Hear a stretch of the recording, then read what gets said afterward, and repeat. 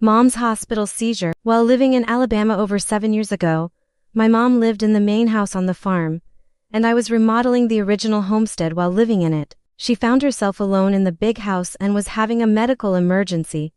For some reason she could not call, so she crawled across a quarter-acre yard to my front porch and was barely able to knock on the door. She tells me she needs an ambulance.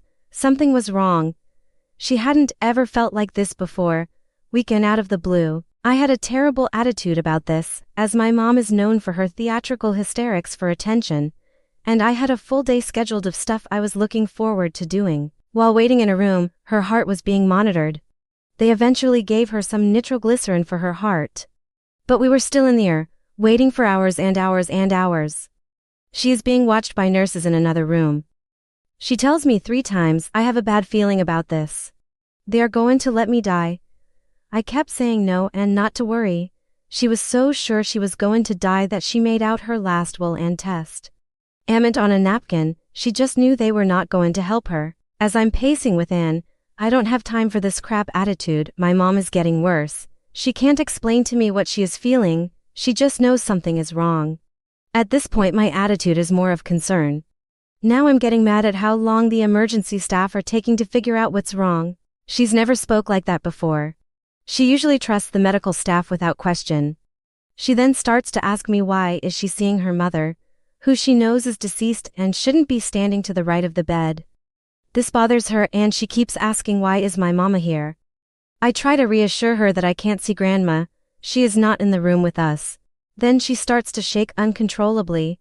I asked her why is she doing that and what's going on with her. She says she doesn't know and then she starts to almost begin to have a seizure. Her eyes roll back. I push the panic button and holler to the nurse, I think she is having a seizure. Immediately the room filled with people in scrubs, doctors, nurses. I'm standing at her head and I yelled at them to do something because in that moment, they all had their back to her, facing away from her. They never did anything but watch. I think I was yelling to the Holy Spirit because I heard my mom whimper. And then I knew. She was afraid, looking into her eyes.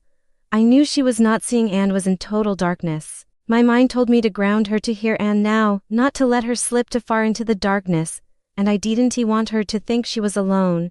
She was not alone. So I grabbed her face and with my thumb started rubbing her eyebrows and very calmly told her everything is okay. I am right here. You are not alone, you are okay. Then snap, her eyes came back into focus, and she was coherent and aware again.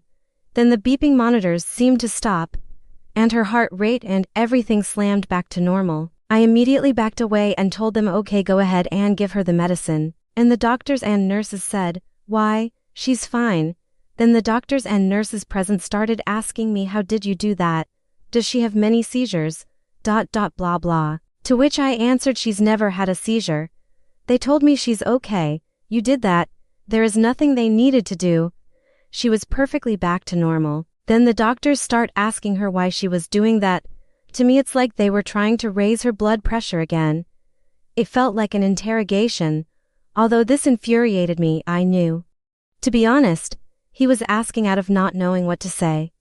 And he was trying to control the situation the only way he knew how. By them asking me how did you do that, kinda concerned me and now I wasn't helpful because at this point, I had attitude with their lack of knowledge and attitude towards her, but she was correct, they were going to let her die. Somehow, in that moment, I knew to put my hands on her and ground her here.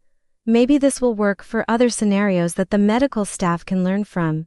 I'm sure they see some strange stuff all day long in the air. Holy Spirit showed me in the moment what was needed, and I acted, but I believe it was the Holy Spirit working through me, because my voice was so calm and soothing for her.